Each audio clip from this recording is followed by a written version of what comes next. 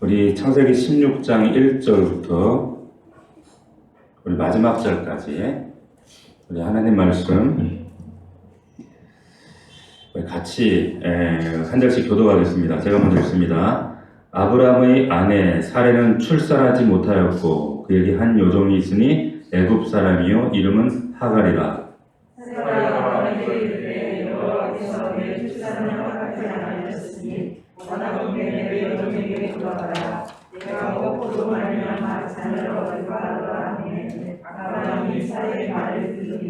아브라함의 아내 사레가 그 요종 애굽 사람 하갈을 데려다가 그 남편 아브라함에게 첩으로 준 때는 아브라함이 가나안 땅에 거주한 지 10년 후였더라.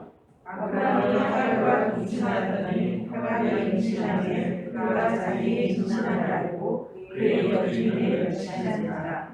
사레가 아브라함에게 이르되 내가 받는 모욕은 당신이 받아야 옳도다. 내가 나의 요종을 당신의 품에 두었거늘 그가 자기의 임신함을 알고 나를 멸시하니 당신과 나 사이에 여호와께서 판단하시기를 원하노라. 아브라함이 사레에게 이르되 당신의 여종은 당신의 스승에 있으니 당신의 눈에 보이도록 그에게 하라 하매 사레가 하갈을 학대하였더니 하갈이 사레 앞에서 도망하였더라. 여호와의 사자가 광야의 샘물 곁 곧 술길 샘 곁에서 그를 만나 이르되 사자의 여종 하갈아 여기서 왔으며 어디로 가느냐. 그가 이르되 나는 내 여주인 사레를 피하여 도망하리라. 여호와의 사자가 그에게 이르되 내 주인에게로 돌아가서 그 수하에 복종하라. 여호와의 사자가 또 그에게 이르되 내가 주의 그에게 명령하여 그 수가 많아 셀수 없게 하리라. 여호와의 사자가 또 그에게 이르되 내가 임신하였은즉 아들을 낳으리니 그 이름을 이스마엘이라 하라. 이는 여호와께서 내 고통을 들으셨음이니라. 그가 사람 중에 그날같이 이르니 그에서 임신한 사람을 치겠고 모든 사람의 손이 그를 칠치며 그가 모든 형제와 대안에서 살리라 하니라. 하갈이 자기에게 이르신 여호와의 이름을 나를 살피시는 하나님이라 하였으니 이는 내가 어떻게 여기서 나를 살피시는 하나님을 배웠는고 함이라. 이러므로 그것을 그를 낳으려고 말하였으며 그것은 갈대스와 벨 사이에 있더라. 하갈이 아브라함의 아들을 낳음에 아브라함이 하갈이 낳은 그 아들을 이름하여 이스마엘이라 하였더라. 하갈이 아브라함에게 이스마엘이라 하였을 때에 아브라함이 86세였더라. 아멘. 오늘 말씀의 제목은 브엘라헤로이입니다. 브엘라헤로이. 좀 어렵죠? 한번 따라해 봅시다. 그래도 브엘라헤로이. 이 하갈의 우물 이름입니다. 우물 이름을 브엘라헤로이. 살아계신 하나님이 나를 살피시는 그 증거의 우물이다. 이런 뜻이에요. 이런 제목으로 하나님 말씀을 나누겠습니다. 하나님께서 하란에 있는 아브라함을 지금으로 말하면 이라크 땅이죠. 그 하란에서 아브라함을 부르셨죠. 그러면서 너의 고향, 내 삶의 터전을 다 버리고 떠나서 내가 보여줄 땅으로 가라. 이미 보여준 땅이 아닙니다. 보여줄 땅으로 가라. 내가 너로 큰 민족을 이루게 하겠다. 이렇게 말씀을 하십니다. 하나님의 약속의 말씀을 믿고 이제 하란을 떠나서 약속의 자리에 도착을 했습니다. 그런데 세월이 흘러서 하나님께서 자기를 통해 큰 민족을 이루겠다고 하셨는데 약속이 자기의 삶 속에서 이루어질 조짐이 전혀 안 보이는 거예요. 왜? 자식이 안 태어나는 거예요. 전혀 자식이 태어날 조짐이 보이지 않는 겁니다. 그래서 하나님께 여쭙습니다. 지난주 말씀이었어요. 하나님, 지금 자식이 없는데 혹시 내 집에서 자라고 키운 이 엘리에셀을 양자로 삼아야 되는 것이 이것이 옳지 않겠습니까? 이렇게 하나님께 여쭌단 말이에요. 이것은 아브라함이 하나님에 대해서 지금 믿지 못했기 때문에 하는 말씀이 아니라고 제가 분명히 단언해서 말씀드렸습니다. 오해하시면 안 돼요. 이것은 당시에 근동세계 그 중동에서 어려운 상황이 있을 때, 아이가 없을 때는 양자를 택일해서 상속해 주는 것이 일반적인 그런 상황이었기 때문에 양자 통해서 당신의 뜻이 이루어지면 되지 않겠는가 아브라함이 생각했던 겁니다. 그래서 하나님께 이런 구체적인 제안과 확인을 드리는 거죠. 그랬더니 하나님께서 처음으로 처음으로 이제 구체적인 말씀을 하시는 거예요. 엘리에셀이 네 상속자가 아니다. 너의 상속자는 네 몸에서 태어나는 자식이 네 상속자다. 이렇게 그 전에 12장, 13장, 14장에는 구체적으로 그 말씀을 안 하셨단 말이에요. 그런데 이제 비로소 말씀하시죠. 근데 아브라함 입장에서는 참 믿기가 어려운 말씀입니다. 왜냐하면 아직까지 자식 한 명 없는데 아들이라도 한 명 안겨주고 아니면 야, 너를 통해서 가문을 세워주겠다 이런 말씀을 하시면 차라리 믿기가 쉬울 텐데 납득하기가 쉬울 텐데 너에게 큰 민족을 자식 하나 없는 사람에게 민족을 세워주겠다. 이해가 안 되죠. 받아들이기가 쉽지 않죠. 그러나 아브라함이 어떻게 했습니까? 믿었다 그랬어요. 그러나 믿었다. 그랬더니 하나님이 그것을 의로 여겼다. 여기에 우리가 믿는 기독교 신앙의 이신층이라고 하는 중요한 믿음이 여기서 나오는 거예요. 믿었더니 그것을 의로, 여전히 죄인이지만 하나님이 너 죄인 아니야 선언해 주시는 말씀이 등장하는 겁니다. 자, 그런데 이제 그 이후에 하나님께서 그 약속의 말씀을 확증하시기 위해서 이제 자신을 위해서 동물, 짐승을 가져와라. 그래서 그걸 쪼개라. 그래서 반으로 딱 쪼갭니다. 비둘기를 제외한 동물을 쪼개서 하나님께서 그것을 마주 놓아라. 그리고 그 해가 지고 나서 흑암이 깜깜할 때 하나님께서 타는 횃불의 모양으로 이 땅에 현현하셔서 그 쪼개어진 동물 마주 놓은 희생 제물 사이로 어떻게 하세요? 지나가세요. 자, 옛날 근동 지방에 이 계약을 할 때, 당사자 간의 계약을 할 때는 동물을 쪼개서 당사자가 손을 맞잡고 그 사이를 지나갑니다. 지나가면서 만약에 누구라도 이 계약을 위반할 시에는 이 동물처럼 우리는 쪼개어진다, 죽는다. 바꿔 말하면 이 짐승이 죽을 만큼 우리는 지금 생명을 걸고 이 계약을 반드시 이행해야 된다라는 그 중동의 계약 방식이 이런 방식이었단 말이에요. 자, 그런데 하나님께서 인간의 간섭을 따라서 지금 동물 사이로 지금 현현하셔서 횃불의 모양으로 지나가세요. 상식적으로 한번 생각해 보시자고요.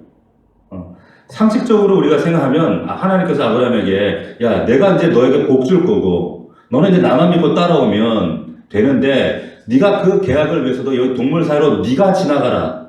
너 어기면 이렇게 죽는다. 네가 지나가라. 해야 하는 것이 맞는데 하나님이 지나가신단 말이에요. 하나님이 지나가세요. 왜 하나님께서 이렇게 하시는가? 바꿔 말하면 이건 당신의 언약을 당신의 목숨과 이름과 자기 자신을 걸고 하나님은 맹세하시겠다는 거예요. 약속하시겠다는 거예요. 그럼 하나님께서 아브라함에게 지금 이런 퍼포먼스를 통해서 뭘 지금 가르치시고 뭘 요구하시기 위해서 이런 모습을 보여주시는 거예요? 왜 그러신 걸까요? 네가 할 건 믿음 외에 없다는 거예요. 하나님이 절대자인 하나님이 동물, 짐승을 쪼개서 내가 지나간다. 그럼 네가 할 것은 이걸 제발 믿는 것 외에는 없다는 거예요. 믿음 외에는 다 절대 믿음이다. 이것을 가르치시기 위해서 이런 일을 하시는 겁니다. 지금 이 약속의 땅 가나안 땅이 네 앞으로 언제 돌아올 것이다. 네 앞에 언제 들게 될 것이다. 이게 관심사가 아니라 이것이 중요한 것이 아니라 너는 지금 믿는 것이 중요하다.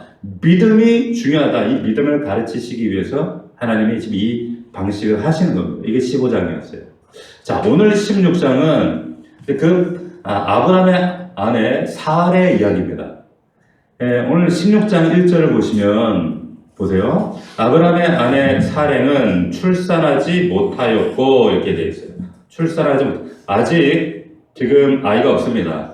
그런데 이어서 보면 그에게 한 여종이 있으니 애굽 사람이요 이름은 하갈이라. 애굽 사람이에요. 어떻게 이 애굽 여자가 이 집안의 종이 됐어요? 아브라함과 사라는 원래 하란 갈대아 우르 사람이잖아요. 근데 정반대편에 이 애굽 여인이 어떻게 이 집안의 종으로 와 있습니까? 우리는 그 해답을 알고 있죠. 우리 창세기를 보았기 때문에. 지금 하나님 약속의 땅을 땅에서 가나안의 그 땅에 입성했어요. 입성해서 베델과 아이 사이에 이제 하나님의 장막을 치고 그 헤브론에 있을 때에, 그런데 자꾸 남방으로 내려갔죠. 자꾸 밀려서 내려가다가 근데 어느 날 기근이 들어요. 현실적으로 도무지 이길 수 없는 극단적인 어려움이 딱 오니까 어떻게 해요? 약속의 땅, 자신이 지키고 있어야 하는 자신의 자리를 떠나서 어떻게 하면 애굽으로 가요.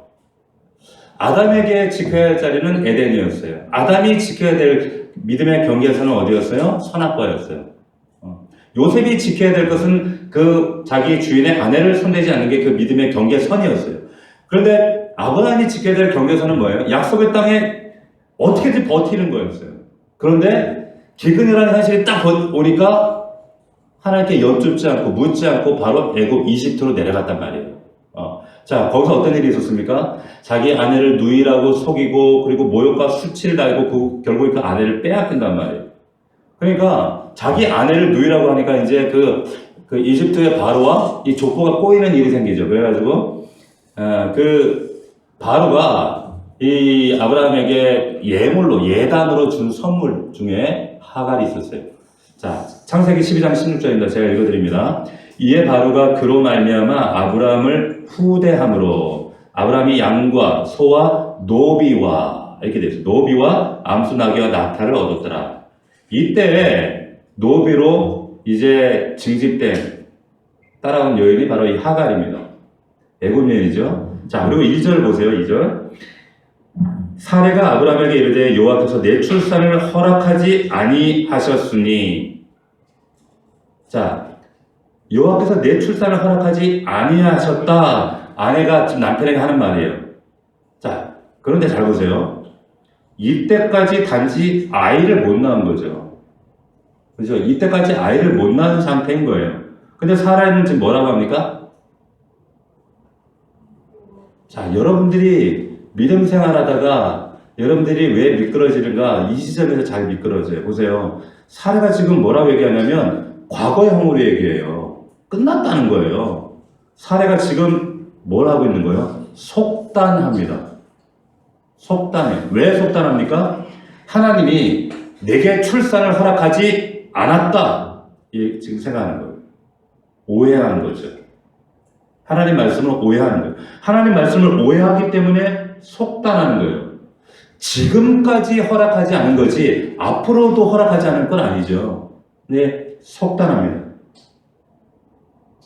속단했어요. 여러분, 하나님이 이제까지 허락하지 않으셨다고 앞으로도 허락하지 않을 것이다 단정하는 것은 인간적인 이런 생각이에요. 항상 우리도 이런 실수를 반복할 때가 많습니다. 자, 하나님이 출산을 허락하지 않았다고 사라가 생각했어요. 그러면 이런 속단하면 남는 건 뭐예요?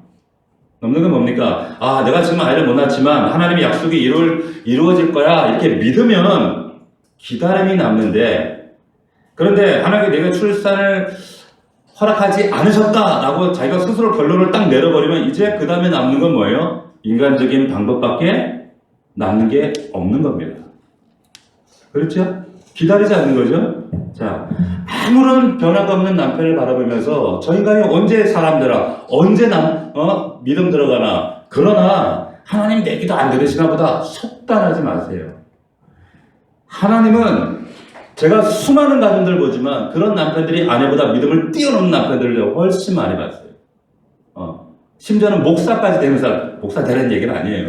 그런 분도 봤어요. 하나님께서 내 삶 가운데는 역사하지 않는가 보다 속단하지 마세요. 이런 속단이, 이런 오해가 우리를 하나님과 믿음의 본질에서 멀어지게 하는 겁니다. 자, 사례가 이렇게 얘기를 하는 거예요. 2절을 보면 자기 이제 요정 하갈과 함께 동침하라고 이렇게 하는 거예요. 그리고 자식이 생기면 그 자식은 하갈의 자식이 생기면 그게 내 자식이다. 왜 그래요? 뭐라 그런가? 내 요종에게 들어가라. 내가 혹 그로 말미암아 자녀를 얻을까 하노라.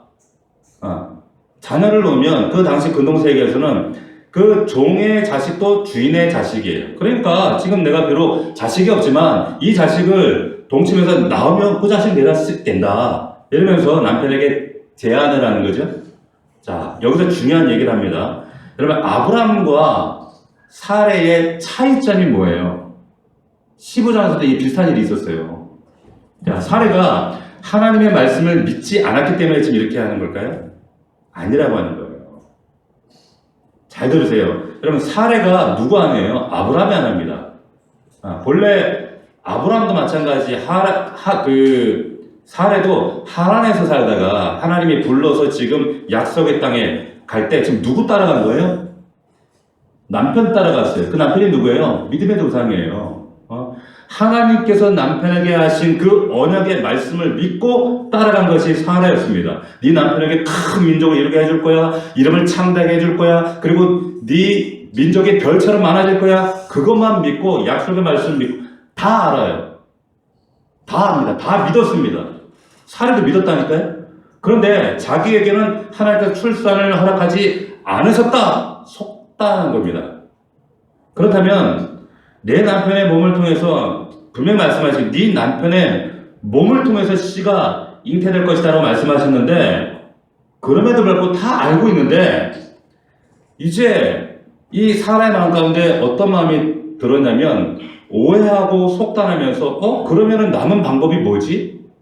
여지까지 애는 수태할 기미도 전혀 보이지 않고, 그래서 생각해낸 방법이 뭐예요? 씨바지예요. 씨바지입니다. 사라의 생각으로 볼 때는 이제 마지막 할 수 있는 방법은 씨바지밖에 없다. 이렇게 생각한 거예요. 이거 믿음이 없어서 한 게 아니에요. 오히려 어떤 면에서는 믿음이 있기 때문에 이런 일을 하는 거예요. 자, 여러분, 내 남편에게 씨바지를 집어넣더라도 씨바지를 여자 입장에서 보면 이거 얼마나 자존심 상하고 힘든 일입니까? 그런데 내 남편에게 그 씨를 통해서 민족을 이루게 하기 위해서 씨바지를 넣더라도 하나님의 뜻이 이루어지게 하겠다. 이거 얼마나 갸륵한 생각이에요. 갸륵하고 대단한 결정입니까? 그러니까 이 사례도 하나님 앞에 대한 이 불신이 아니라고 하는 거죠. 불신은 아니에요. 다시 한번 말씀드립니다. 사례가 믿음이 없어서가 그런 게 아니에요.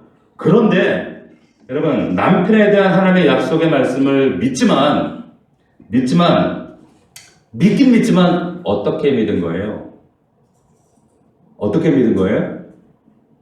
자기 식으로 믿은 거예요. 자기 식으로, 자기 나름대로의 믿음이에요.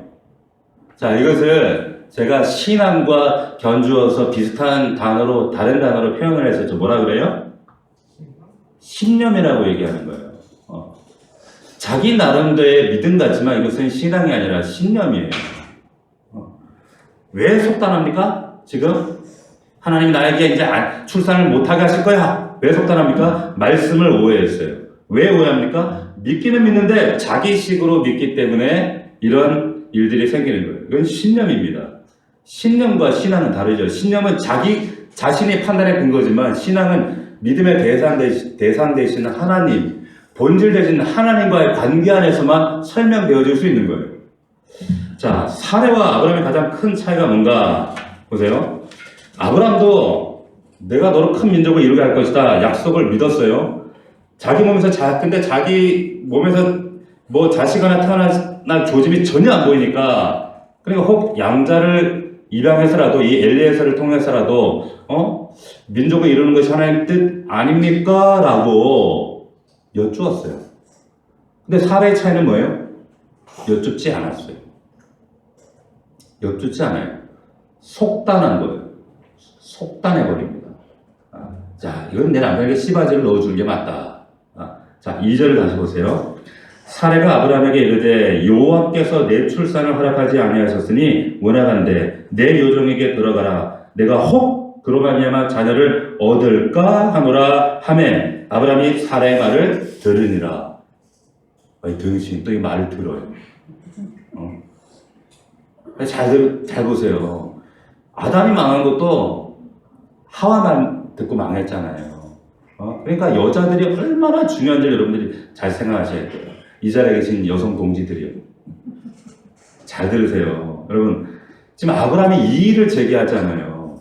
노할 이유가 없어요. 왜? 어떤 의미에서 보면 아내가 고맙지 않습니까? 이렇게 해서까지 관습상 씨바지를 가지고 오더라도 어떻든 아브라함에게 그 씨가 나와서 민족을 이룰 수 있는 그 실마리가 된다면 하나님의 언약이 안 이루어지는 건 아니잖아요. 그러니까 오히려 고맙죠. 그러니까 이 일을 제기하지 않았다는 겁니다. 근데 여러분, 아브라함과 사례 이 부부의 근본적인 문제가 뭐예요? 뭡니까? 이 두 사람 다 자기 나름대로의 하나님을 믿고 있었다는 거예요.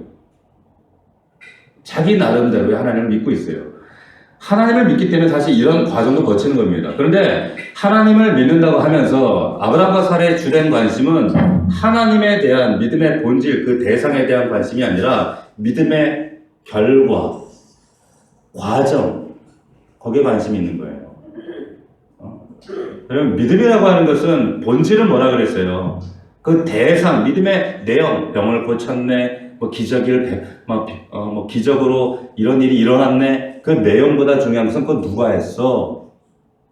도대체 어떤 분이 하신 거야? 대상이 중요하다 그랬어요. 그게 믿음의 본질이란 말이에요. 그런데 아브라함은 그 대상보다 내용에 함몰되어 있죠.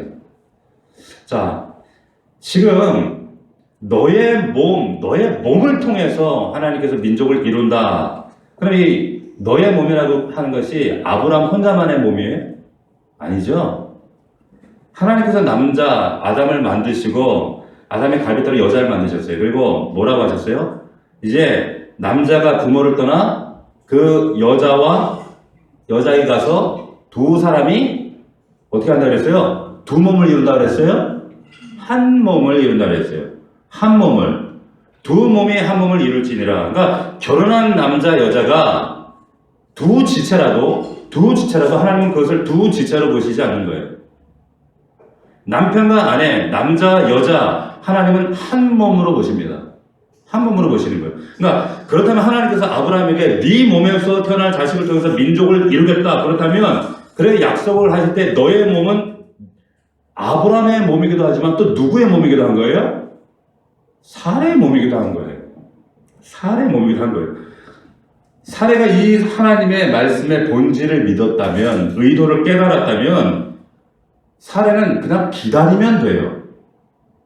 기다리면 되는 겁니다. 남편의 몸이 내 몸이고 남편에게 주신 하나님의 약속이 곧 일심동체인 내게 주신 약속이기 때문에 그 약속이 이루어진다는 그 사실을 믿는다면 다른 인위적인 어떤 속단이나 오해가 아니라 인위적인 인간적인 방법이 아니라 하나님의 때를 기다리면 되는 겁니다. 기다리면 되는 거예요. 여러분 잘 들으세요. 우리가 어떻게 보면 신앙생활이 너무 편해요. 그냥 말씀대로만 하면 되는데 말씀대로 안 하기 때문에 우리가 이리저리 요동하는 겁니다. 자, 지금 하나님 말씀의 본질이 전혀 사라에게는 지금 떠오르지 않습니다. 하나님의 말씀을 믿는다면 내가 인위적으로 정한 때가 아니라 하나님의 약속의 때 하나님의 이 말씀을 이루신다. 기다리면 되는. 근데 사회가 그 본질을 놓쳤을 때 하나님을 믿음에도 불구하고 그 남편을 사랑함에도 불구하고 그리고 그 남편을 통해서 그 민족이 이루어지길 염원을 누구보다도 크게 본인도 가지고 있음에도 불구하고 본질을 제쳐놓고 인위적인 방법을 도모하는 이런 어처구니없는 실수를 사례가 하게 되는 거예요. 여자의 역할이 얼마나 그래서 중요한지 모릅니다. 여자의 역할이 너무너무 중요해요.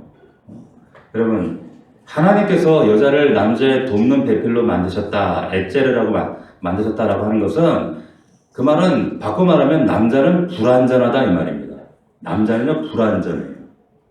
그래서 아내의 도움 없이는 남자는 완전해질 수 없고 절대로 완성될 수 없습니다. 이 자리에 계신 여자분들, 아내들이 잘 들으세요. 여러분들이 없으면 남편들이 완성되지 않아요. 영적으로나 육적으로나 정서적으로 완성되지 않습니다. 이건 하나님 법칙이에요. 그렇게 만들어 놓으셨어요. 남자의 인생이 바르게 하나님 뜻 가운데 완성되지 않았다는 것은 그 한 몸인 아내의 인생도 바르게 완성되지 않을 수 있다는 얘기예요. 그렇기 때문에 아내가 남편을 돕는다, 그리고 엣젤의 역할을 한다, 이게 얼마나 중요한지 모릅니다. 잘못 도와서 사례가 지금 엉뚱한 길로 가고 있는 거예요. 잠언 14장 1절에 보면 이런 말씀이 있습니다. 지혜로운 여인은 자기 집을 세우되 미련한 여인은 자기 손으로 그것을 허느니라. 지금 이 얘기를 누가 하고 있어요? 평범한 사람이 하는 게 아니에요. 삼권을 쥐고 있던 솔로몬이 하고 있는 겁니다. 한 집안의 흥망선쇠가 내가 이날의 군대로 한 집안을 세우는 게 아니다. 내가 가진 권력으로 이 집안을 일으켰다 세웠다 하는 게 아니다. 그것은 집안의 여자가 하는 것이다 말씀하는 거예요. 그렇기 때문에 여러분 여자 역할이 얼마나 중요한지 몰라요. 아내 역할이 너무나도 중요합니다. 자, 3절을 보세요. 아브라함의 아내 사레가 그 여종 애굽 사람 하갈을 데려다가 그 남편 사람에게 첩으로 준 때는 바로 곧장 행동을 옮겼죠. 남편에게 첩으로 줬다 이렇게 돼 있어요. 첩. 자, 근데 여기 여러분들 성경에 보면 그 첩이라는 단어에 주 1번 이렇게 써 있는 분들이 있을 거예요. 그런 분들. 그 밑에 해석을 보면 히브리 말로 아내 이렇게 돼 있어요. 첩이 아내다 이렇게 돼 있어요. 근데 3절에 보면 아브라함의 아내 사레 이렇게 되어 있습니다. 아내라고 되어 있죠? 사레도. 자, 아내라는 말과 히브리어 단어에는 아내라는 말과 첩이라는 단어가 구별되지 않습니다. 구분이 없어요. 근데 우리나라 말에 번역할 때 이렇게 구분해 놨어요. 자, 똑같이 아내라는 말과 이 첩이라는 단어가 히브리 말로 이샤라는 단어예요. 이샤. 근데 우리나라 번역하시는 분들이 그냥 이게 첩이니까 그냥 이렇게 편하게 이해하기 쉽도록 이 첩이라고 임의로 번역을 해놨는데 지금 히브리 말을 구별을 안 해놨다는 건 사실 의도가 있는 거예요. 이 의도는 뭐냐면 신분상으로는 사례가 지금 그 주인이고 본인은 노비지만 이 당시의 근동세계에서는 일부 다체자였단 말이에요. 자, 노비였지만 어떻게 돼요? 이제 부인의 자리로 격상되었다 이 말이에요. 그러니까 똑같아요. 지금 시바주로 자기 여종 남편과 이제 잠자게 하는 이 사례가 이런 일들을 벌이지만 결국에 이 부인의 위치, 부인의 반열까지 올라가겠다. 지금 그 얘기를 하는 겁니다. 자, 근데 그 이후에 보면 그때는 아브라함이 가나안 땅에 거주한 지가 10년 후였더라. 다시 말하면 여러분 남편을 통해서 이제 자기에게 임한 하나님의 약속의 말씀을 믿고 이 약속의 말씀이 이루어질 때가 언제나 기다린 지가 10년이 되었다는 거예요. 1년, 2년이 아니에요. 10년이에요. 야, 이 정도면 충분하다. 나 기다릴 만큼 기다렸다. 이제 더 이상, 이제 뭘 더 기다리랴. 더 기다릴 수 없다. 이제 하나님의 뜻이 이루어지게 하기 위해서 세상적, 인간적 방법이라도 한번 해봐야 되지 않겠느냐. 그렇게 판단하게 된 근거가 10년이었다는 얘기예요. 10년. 그런데 여러분, 지금 실제로 아브라함과 사레가 그들의 몸을 통해서 이제 자식을 주시겠다는 이 약속이 지금 이때로부터 얼마가 더 지나서 이삭을 얻게 되는 줄 아세요? 그로부터 15년이 더 지나서 자식을 얻습니다. 무슨 말이에요? 사례는 더 기다렸어야 하는 거예요. 더 기다려야 하는 거예요. 자, 그럼 믿음에 우리가 중요한 그 의미 가운데 하나는 기다림입니다. 믿음은 기다리는 거예요. 기다림을 통해서 하나님이 우리의 마음을 훈련하십니다. 우리의 영적 근육을 단련하세요. 이 기다림을 하나님은 사용하시죠. 하나님의 이 약속이 이루어지는 때를 우리가 절대로 속단해서는 안 됩니다. 하나님의 때를 내가 임의로 오해해서 속단하고 결정해버리면, 내가 임의로 결정을 해버리면 믿음의 본질이 손상당하고 하나님의 일들이 진행되지 않습니다. 결국에 그 때를 믿지 못하면 그 하나님의 때를 내가 인정하지 않기 때문에 결국 인간적인 때를 내가 강구할 수밖에 없고, 그러면 어떻게 되는 거예요? 인간적인 역사들만 나타나게 되는 거예요. 자, 4절을 보세요. 4절. 아브라함이 하갈과 동침하였더니 하갈의 임신함에 그가 자기의 임신함을 알고 그의 여주인을 멸시한지라. 자, 인간이 얼마나 간사한지, 상황이 바뀌면 사람은 이렇게 간사하게 변해요. 하늘 같은 여주인이었는데, 이제 애를 낳고, 그리고 부인의 이시자의 반열에 딱 올라가니까 여주인이 자식도 없는 주제에 무시해버리는 거예요. 여기에 지금 이 멸시했다, 히브리어 칼라이라는 말은 뭐냐면, 멸시했다. 아주 얕잡아봤다 이 말이에요. 낮추어봤다. 근데 이거 지금 누가 자처한 겁니까? 사례가 자처한 거죠. 지금 말씀을 속단하고 오해했던 사례가 자처한 겁니다. 잘 기억하셔야 돼요. 자, 5절 말씀에 보면, 그러면서 이제 뭐라고 하는가 같이 한번 읽어봅시다. 5절 시작. 사례가 아브라함에게 이르되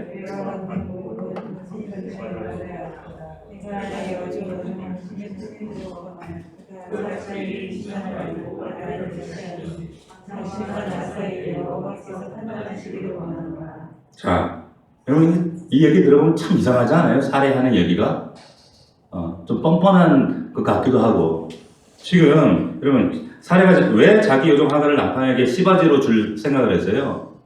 나름대로의 믿음 때문이었어요. 그죠? 좀 왜곡된 믿음이긴 했지만, 이것도 믿음은 믿음이었어요. 그런데 하나님께서 내게 출산을 허락하지 않으셨다. 이렇게 속단하면서 오해된 거기에서부터 이제 관습에 따라서 그럼 씨바지라도 주자. 그렇도 이 씨바지를 통해서라도 하나님의 민족이 세워질 수 있다면 하나님 말씀 뜻이 이루어지는 거 아니냐? 자, 씨바지를 줬어요. 하나님의 뜻이라고 사례가 정말로 믿었다면 이제 그러면 이후에 어떻게 해야 돼요? 어떻게 해야 됩니까?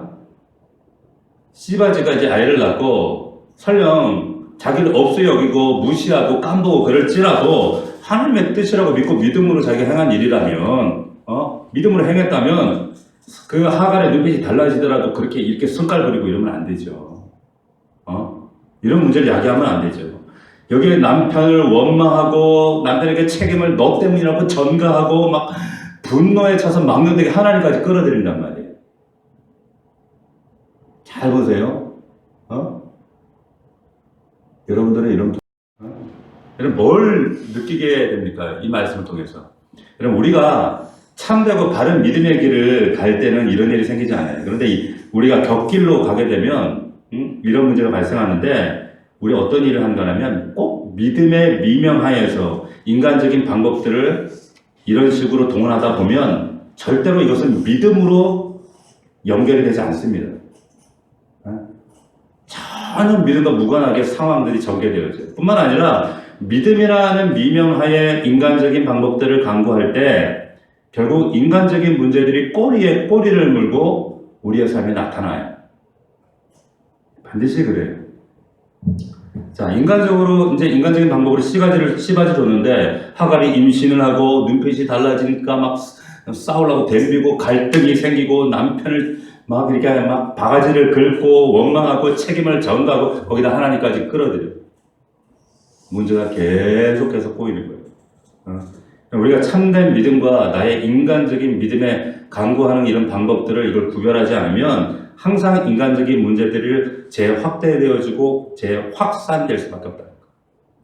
지금 그 말씀을 보여주고 있습니다. 6절 말씀.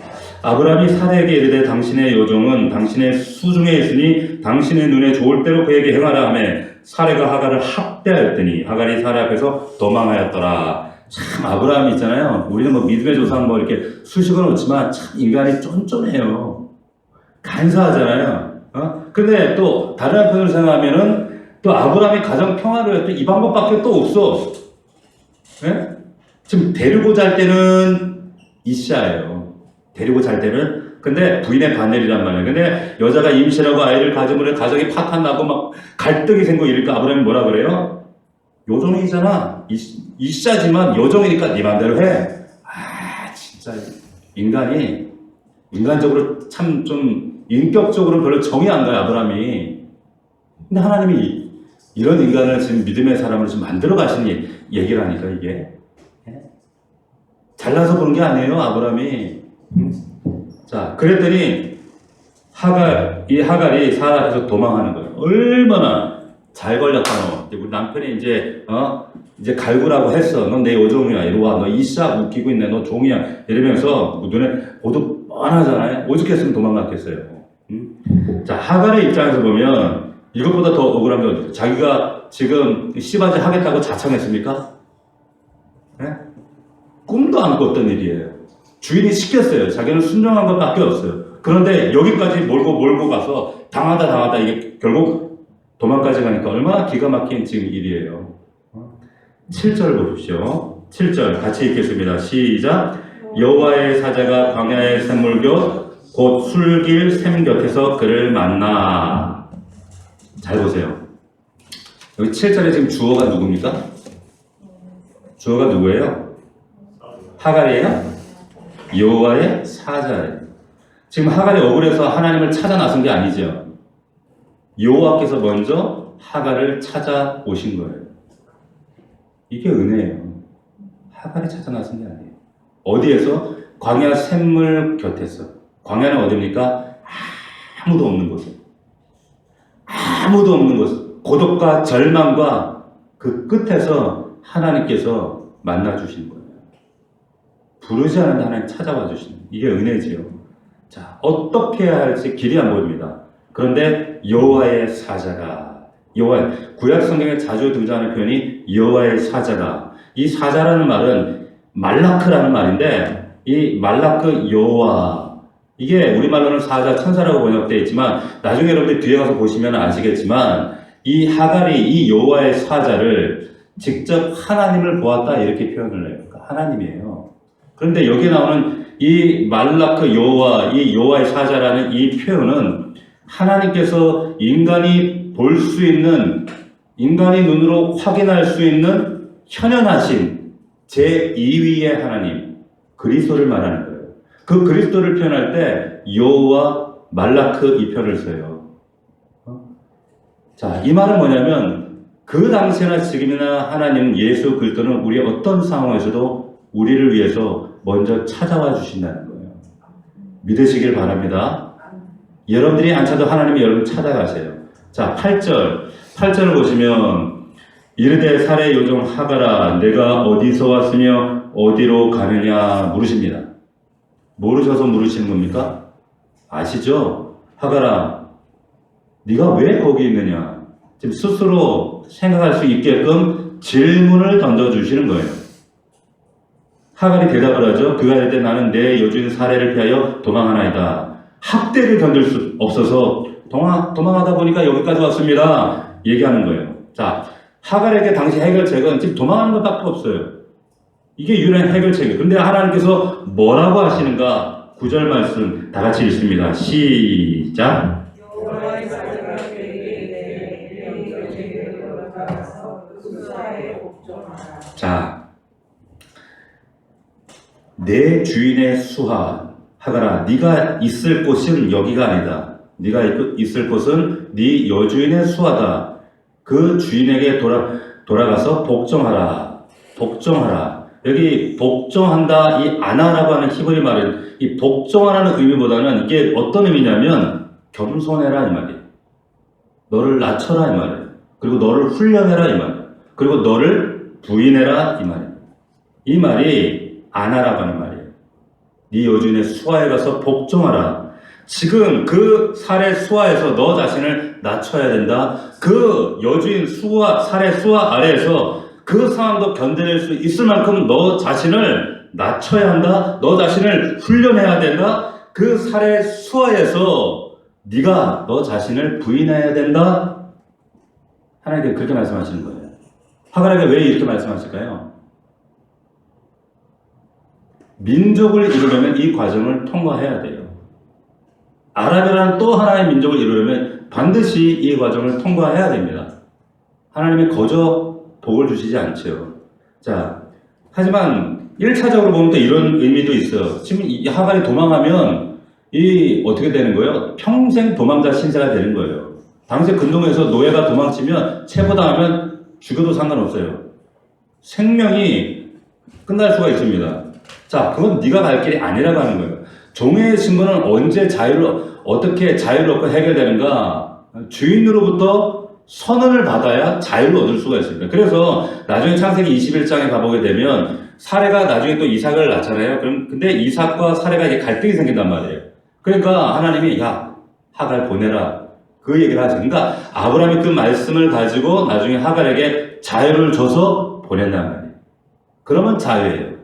근데 하갈이 지금 위급하고 고통스러운 상황이 되니까 고통스러워 힘들어서 도망가겠다. 이것은 문제 해결 방법이 아니라고 하는 거죠. 하나님께서 네가 돌아가라. 수하에서 너를 부인하고 너를 낮추고 겸손히 하고 자유를 얻을 때까지 그때까지 기다려라. 더군다나 지금 아이 가졌잖아요. 아이를 가진 사람이 도망치면 아이도 평생 도망자로 사는 거예요. 근데 돌아가면 아브라함의 집으로 돌아가면 어떻게 되는 거예요? 도망자가 아니라 서자이지만 아브라함의 자식으로 지금 이 아이는 지금 태어나게 되는 거예요.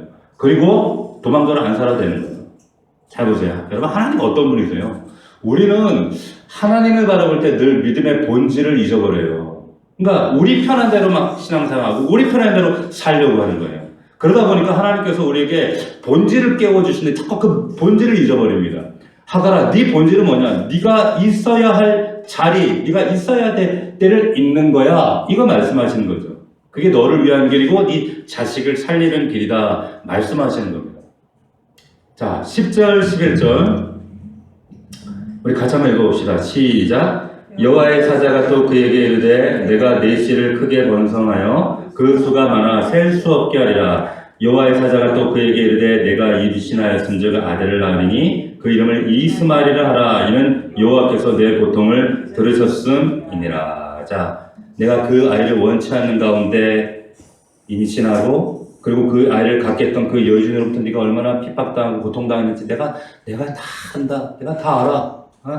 그래서 네 아들 낳으면 그 이름을 이스마엘이라 해라. 자, 이스마엘 무슨 뜻이에요? 하나님이 들으신다 이 말이에요. 하나님이 고통을 알고 들으신다는 거예요. 이 시대에 누군가가 이름을 지어준다 이 의미는 어떤 의미가 있냐면 이름을 지어준다는 것은 지어준 대상 그게 나의 소유다. 그리고 내가 책임지겠다 이 말이에요.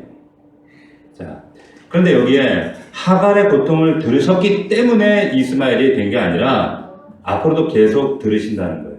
귀 기울이시겠다는 겁니다. 이게 이스마엘이에요.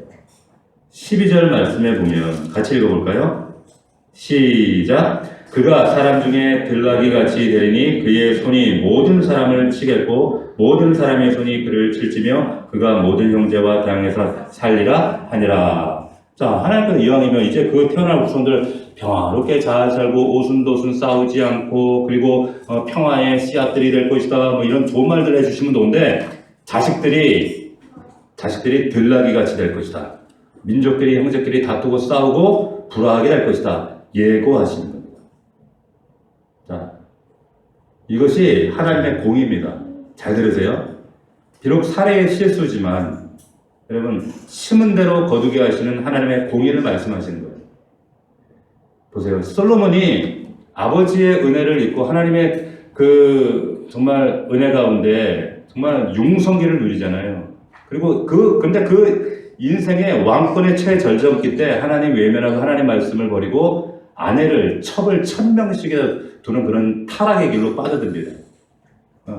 나중에 전도서 자문에 보면 하나님과 철저하게 회개하고 용서를 받아요. 근데 하나님께서 뭐라고 솔로몬 생전에 뭐라고 말씀하시는가? 너 그 사건 때문에 네가 세상을 떠나고 나면 네 나라 반으로 쪼개질 것이다 말씀하시는 거예요. 뿌린 대로 솔로몬 네가 뿌린 대로 거둔다. 결국에 보세요. 지금 그 이스마엘의 이 후손이 오늘날 이 아랍의 자손들이잖아요. 아랍 후손들 아닙니까? 오늘날 또 이삭의 이 아브라함의 후손 이삭이 14년 후에 태어난 이삭의 후손들 이 중동에서 오늘날까지 얼마나 치열하게 싸우고 다투고 말씀대로 지금 그렇게 원수같이 다투고 있어요. 인과응보예요. 반드시 심은 대로 거둔다라고 하는 사실을 선명하게 우리에게 말씀의 거울을 통해 우리에게 보여주시는 겁니다. 너희들이 정말 하나님을 믿음에도 불구하고 너희들이 하나님의 뜻을 속단해서 오해해서 인간적인 방법을 더 중시하게 되면 그 결과는 반드시 너희들이 인과응보 받아야 한다. 그 말씀하시는 거예요. 여러분 꼭 기억하십시오. 하나님은 우리가 심은 대로 거두게 하십니다. 심은 대로 우리가 영적으로 아름다운 것을 반드시 아름다운 거두게 하시고 하나님 우리의 죄는 용서하시지만 거기에 대해서 하나님 그 죄값까지 하나님께서 우리를 그냥 맹강가하시지 않으세요. 자, 13절 하갈이 자기에게 이르신 여호와의 이름을 하갈이 보세요. 하갈이 자기에게 이르신 여호와의 사자 이름을 이렇게 얘기 안 하죠? 여호와의 이름을 이렇게 얘기해요.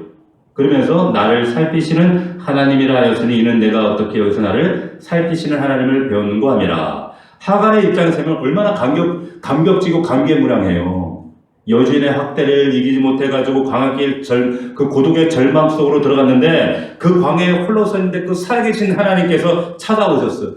내게 오셔서 이 광야에서 내가 어떻게 하나님을 만날 수 있단 말인가? 그 거룩하신 하나님을 만났는데 내가 어떻게 죽지도 않고 이렇게 그분을 대면할 수 있단 말인가? 그 하나님을 뭐라고 불러야 하는가? 나를 살피시는 하나님. 엘로이. 자, 나를 살피시는 하나님인데 이 엘로이 문법적으로는 다른 표현으로 하면 나에게 보여주시는 하나님. 둘 다 맞아요. 나를 살피시는 하나님. 근데 문법적으로는 당신을 우리에게 보여주시는 하나님. 둘 다 맞습니다. 둘 다 맞아요.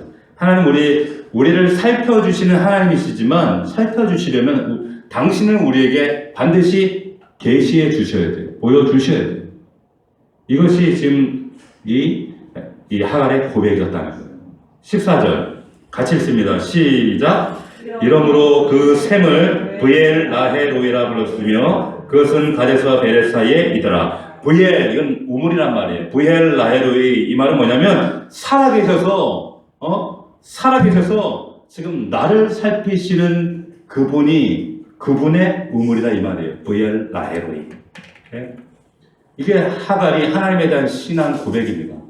하나님은 살아계셔서 나를 살피신다. 하나님은 지금도 살아계신다. 그 우물 이름이 브엘 라헬로이다. 그래서 지금 중동에 가면 이 하갈의 우물이 지금도 있어요. 이 이스마엘의 이 아랍 사람들은 이 하갈의 우물을 그래도 아주 신성하게 여깁니다. 왜? 자기 이스마엘의 믿음의 그 어머니잖아요. 자, 15절 말씀 보세요. 같이 읽습니다. 시작. 하갈이 아브라함의 아들을 낳으며 아브라함이 하갈이 낳은 그 아들을 이름하여 이스마엘이라 하였더라. 보세요. 자, 집으로 돌아갔다는 얘기죠, 이 말은? 그리고 아브라함의 아이를 출생합니다. 그랬더니 누가 하갈이 낳은 이 아이의 아들 이름을 이스마엘이라 불렀다 그래요? 아브라함이. 이 말은 무슨 말이에요? 이 얘기는 뭘 의미해요? 하갈이 집에 가서 다 얘기했다는 거예요. 내가 광야에서 하나님 만났다. 하나님 만났는데 그분이 나에게 아들 낳을 거라고 얘기해줬고 그 아들 이름이 이스마엘이라고 했다. 그 아브라함이 그 얘기를 실제로 듣고 아들 낳아서 이스마엘이라고 아브라함이 지어주는 겁니다. 16절 같이 읽습니다. 시작. 아브라함이 하갈이 아브라함에게 이스마엘을 낳았을 때에는 아브라함이 86세였더라. 자, 아브라함이 가나안에 이주한 지 11년째 지금 이스마엘이 태어난 거예요.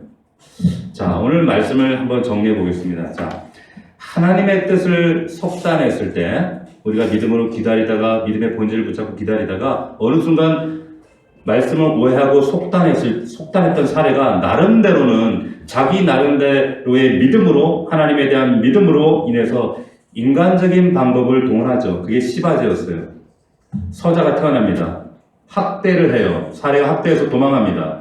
그래서 하나님께서 그럼에도 불구하고 불쌍히 여겨져서 약속을 주시고 하갈에게 큰 민족을 이루게 될 것이다. 그리고 그 하나님을 만나고 브엘 라헬로이다 고백했다는 거예요.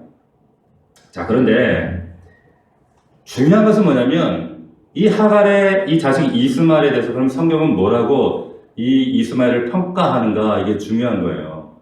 자, 우리 갈라디아서 4장으로 한번 가볼게요. 갈라디아서. 자, 갈라디아서로 한번 가봅시다. 신약성경 갈라디아서 305면 4장 22절.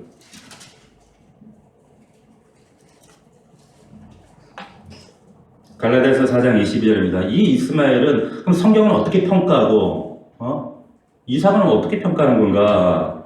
자, 4장 22절 같이 읽겠습니다. 시작. 기록된 바 아브라함에게 두 아들이 있으니 하나는 여종에게서 하나는 자유 있는 여자에게서 났다 하였으며 여종에게서는 육체를 따라 났고 자유 있는 여자에게서는 약속을 따라 말미암았다. 잘 보세요. 여종은 하갈이죠. 자유 있는 여자는 본처 사례입니다. 그런데 여종에게서는 육체를 따라갔다는 거예요. 하갈에서 태어난 아들은 육체의 아들이라는 거예요. 육체의 아들. 자유 있는 여자는 약속을 따라났다는 거예요. 다시 말하면 약속의 축복과 기업을 받을 사람이라는 거예요. 하나님께서 이스마엘에게 자손이 그 자손도 셀 수 없이 많을 것이다. 약속을 해주시지만 이스마엘은 육신의 아들일 뿐이라는 거예요. 하나님의 약속의 유업을 받는 사람은 약속의 아들, 이들은 약속의 아들은 아니다. 약속에 있는 아들은 따로 있다. 따로 있다는 거예요. 아브라함 자손. 자, 그런데 그러면 저와 여러분들은 뭐예요? 우리는 뭐 어떻게 되는 거예요? 우리는 어때요? 3장 28절. 자, 여기 3장 28절 옆에 29절 같이 읽습니다. 시작. 너희는 유대인이나 헬라인이나 종이나 자유인이나 남자나 여자나 다 그리스도 예수 안에서 하나이니라. 너희가 그리스도의 것이면 곧 아브라함의 자손이요 약속대로 유업을 이을 자니라. 아멘입니까? 보세요. 지금 분명히 이스마엘은 아브라함의 피를 받고 태어났어요. 그럼에도 불구하고 인간적인 방법에 의해서 태어난 이스마엘은 육체의 아들일 뿐이라는 거예요. 육체의 아들, 약속의 아들은 아니다. 그러나 보세요.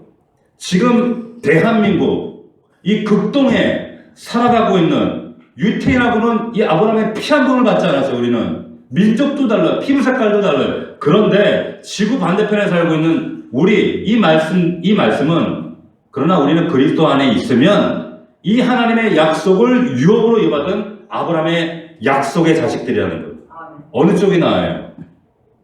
보세요. 아브라함의 육체의 피를 이어받았지만 육체의 자식으로 육체만 번성하는 이스마엘 아람 민족보다 아브라함으로부터 피 한 번을 받지 않았지만 아브라함의 약속의 아들을 따라서 아브라함에게 하신 그 모든 약속을 이어받는 영적 자식이 되는 것. 어느 게 나아요? 우리가 낫죠. 우리가 아브라함의 영적 자식이라는 얘기를 말씀하시는 거예요. 그래서 하나님께서 분명히 아브라함에게 너를 큰 민족을 얻게 해주고 네 이름을 크게 해주고 너를 복 자체로 삼아주겠다. 이 영적 축복이 여러분 이스마엘에게는 임하지 않습니다. 이스마엘에게는 주어지지 않아요. 이 약속은 이스마엘은 단지 외적인 번성만 말씀하셨어요. 네 민족만 많아진다. 그런데 그 영적 약속은 아브라함의 자손들에게만 주어지는 거예요. 곧 우리에게만 주신 겁니다. 자, 보세요. 뭘 깨닫는가 보세요. 약속의 자식으로 보세요. 약속의 유업을 잊지 못하고 육체의 자식으로만 타는 이스마엘에게도 하나님께서 그 모자를 위해서 브엘 라헤로이 하나님이 되어주시고 나타나주시고 살펴주신 하나님으로 하나님께서 그들에게 역사하시고 은혜를 주셨다면 왜 하물며 약속의 유업을 이어받는 우리에게는 하나님이 왜 살피시지 않으며 보여주시지 않으며 왜 우리에게는 브엘 라헤로이 하나님으로 오시지 않겠느냐 하는 거예요. 여러분 어떤 경우에라도 우리가 믿음이라고 하는 이 미명하에 내가 하나님의 뜻을 속단하지 마십시오. 속단하지 마세요. 속단하지 말고 내 인위적인 방법들을 동원하거나 이것을 또 믿음이라고 착각하시면 안 된다는 거예요. 믿음의 본질은 여러분 기다리는 겁니다. 기다리시는 거예요. 하나님의 약속의 유업을 받은 우리가 믿음의 사람들입니다. 아멘입니까? 그러면 우리는 이 믿음의 본질 기다리는 것을 잊으시면 안 돼요. 내가 하나님의 말씀에 굳게 서서 그분의 때를 기다려야지. 그분의 때를 내가 밀어내면 인간적인 방법, 속단의 결과들은 결국 엉뚱한 것으로 귀결될 수밖에 없다라고 하는 거예요. 여러분 오늘 말씀 기억하면서 정말 우리가 약속의 유업을 받은 오늘 나를 살아계셔 나를 살피시는 그 브엘 라헤로이의 하나님, 그 하나님께서 이 밤에도 우리의 기도를 들으시고 응답하시고 또 우리에게 하나님의 때와 하나님의 약속을 보여주시는 그런 밤이 되기를 주의 이름으로 축원합니다. 아멘. 기도합시다. 자, 이 시간 기도할 때 하나님 브엘 라헤로의 이 하나님 이스마엘 그 약속을 유업으로 받지 못한 이 육신을 따라만 이 이스마엘에게도 하나님이 이 놀라운 브엘 라헤로의 놀라운 은혜를 주셨는데 하물며 약속의 유업을 받은 우리에게 하나님 무엇인들 하나님 주시지 않겠습니까? 하나님 우리가 하나님의 말씀을 곡해하고 속단함으로 인해서 사례처럼 이런 정말 어긋난 길로 가지 않도록 도와주시고 하나님 말씀을 붙들고 기다리며 하나님의 때를 하나님의 믿음의 임계치가 찰 때까지 기다리며 믿음으로 나아가는 정말 성숙한 믿음이 될 수 있도록 도와주십시오. 아버지 이 밤에 우리의 믿음이 하나님 어두워서 믿음의 본질에 떠나 있다면 하나님 다시 제자리를 찾게 하시고 다시 한번 영적으로 회복하게 하시고 영적으로 무장하게 하시고 하나님의 뜻을 구하며 하나님의 길을 하나님 준비할 수 있는 믿음의 종들 되게 하여 주시옵소서. 우리 말씀을 붙잡고 간절히 사모한 마음으로 우리 주여 세 몸으로 통성으로 기도합니다. 주여 주여 주여